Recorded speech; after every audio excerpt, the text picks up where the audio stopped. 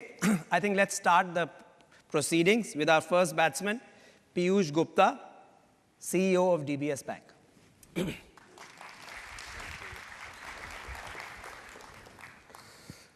Ladies and gentlemen, good morning. Since Girija mentioned there are two people from the Chinese diaspora and two from the Indian, and since I know we've adopted Siak Ching in India, I must be Chinese, I guess. When I looked at the topic for today's discussion, the first thought I had was, while there are some 500,000 people of South Asian descent in Singapore, and hundreds of thousands more who come in every year as tourists. So clearly, we are voting with our feet, and that must mean something for Singapore's relevance. So I sat back and thought about it, and my second thought was, aha, the answer is pretty obvious. It's Muhammad Mustafa at Serangoon. But I thought a little bit more about it, and the truth is, when I've been at the helm of DBS for 2 years, and early in my tenure, I spent a lot of time with the team thinking about what the relevance of DBS is in the new Asia, the Asia to come. It became pretty clear to us that DBS's relevance is really Singapore's relevance. The alignment between our strategic orientation and what we are trying to do and what Singapore seeks to position itself as is amazing. It's almost 100%.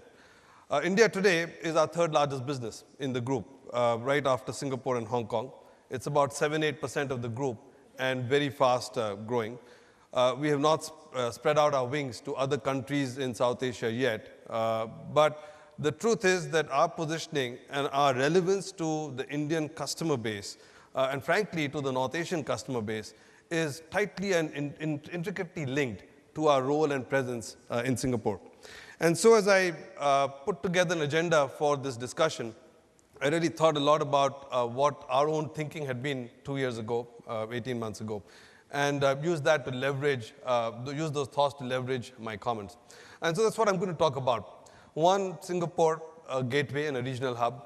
Second, Singapore really as a global center for trade and finance. And finally, Singapore as a role model for South Asia, if you will. This is a quotation from Siemens, and some of this is motherhood, so I'm not going to dwell on it at too much length, but rule of law, language, infrastructure, connectivity, stable government, you name it, Singapore has it. And that makes Singapore extremely relevant as a regional hub for anybody, for most of the Western multinationals, Europeans and Americans, who have wanted to come out and craft an Asian strategy. It has been one of two choices, either Hong Kong or Singapore, and Singapore clearly has a lot going for it. However, Singapore, I believe, is even more relevant for an Asian multinational, Asian company looking to branch out, and particularly so for a South Asian company. Really, it's quite clear that a lot of what applies to the Western companies applies to the Asian companies and so on. But it's also clear that 4,000 Indian, 3,000 Chinese companies here, so there seems to be something which makes Singapore a natural choice for these companies. I've listed a name of a few companies which have actually Asian, Indian, Chinese, Sri Lankan companies, Pakistani, which have set up Singapore as a base. And I think in a nutshell, I have 2 or 3 premises. Premise number 1, that for most of South Asia, the future is tightly dependent on the East, and increasingly more than it is on the West. In about a decade ago, I'd imagine, 6, 7, 8 years ago, the Indian Prime Minister espoused a Look East policy. I think this Look East policy is really relevant for South Asia. And it's not just a function of the center of economic gravity shifting from the West to the East. It is also a question of relevance. As South Asian companies are looking to expand, there is a lot more relevance in the markets in the East today. And frankly, there's also a lot more capacity to source, whether it's resources, materials, or capital from the East. So that's my first thesis. A Look East policy is crucial for South Asia, and therefore a Dubai center or a London center tend to be less significant in the world forward than they have been in the past.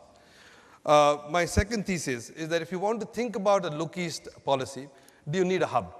Or are you happy, or are you able to run things bilaterally? After all, China is a big nation, Indonesia, Thailand. Why would not the South Asian countries go bilaterally into each of these nations, do you really need a hub? I was making a similar presentation some months ago, and Vikram Khanna asked me this question later, saying, does Singapore's economic model and relevance as a hub and an integrator, does it have legs? Or is it going to lose relevance as people start building bilateral linkages? And the truth is, I'm personally convinced that both for organizational reasons as well as for cultural reasons, a hub approach to dealing with Asia is crucial. It is not just a nice to have, it is frankly the only effective way to build out businesses and to build out your presence. When we look at our own business, when we think about connecting the Indian business to the Korean, the Taiwanese, and Chinese businesses, the fact that we have a Singapore base, which allows us to manage this connectivity and manage the spokes from the hub, is frankly very useful. Increasingly, I was at Citi for 28 years, and it was quite clear from a multinational perspective that running a hub and spoke arrangement is just naturally a lot more efficient way to run things than a multilateral, bilateral set of arrangements. So question 3 then, thesis. So if that is the case, then why Singapore? Why not Hong Kong or Shanghai as your hub in the future? And it just seems to me that particularly for this community, for the diaspora community, Singapore brings at least 2 very compelling arguments in its favor. One's proximity. If you think about just the connectivity from Singapore into South Asia, it is much easier. It's far easier to reach from here to Colombo or into Dhaka or into parts of India than it is from Hong Kong. And the truth is connectivity matters. The second is cultural. Singapore, because of all of the 500,000 odd people over here of South Asian descent, really is a natural home for people from the subcontinent. I've lived in Singapore 10 of my last 20 years.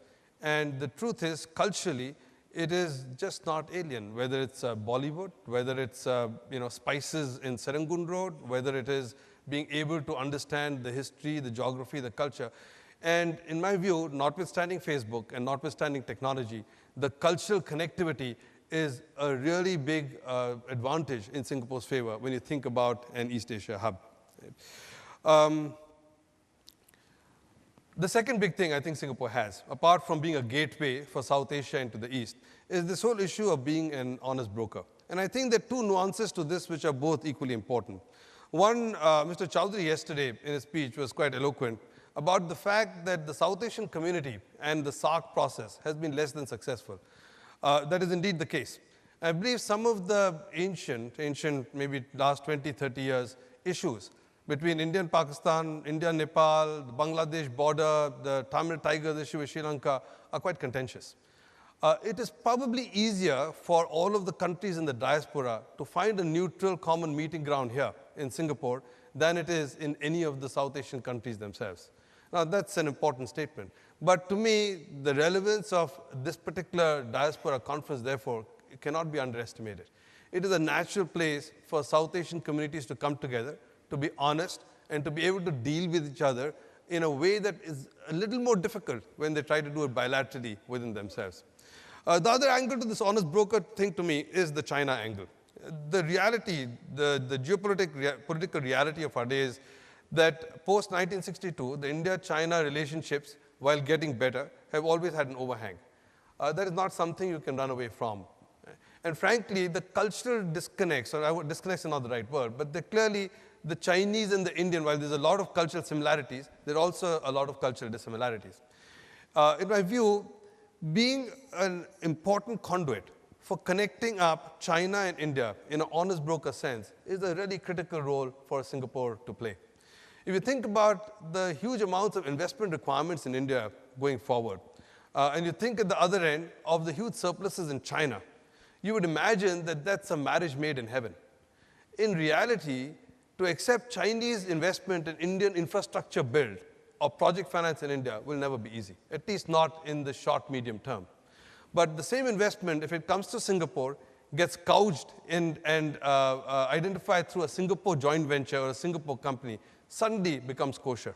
So I think Singapore's role as an honest broker, both within the SAARC region as well as with East Asia, into Indonesia, into Vietnam, into China, is actually quite important.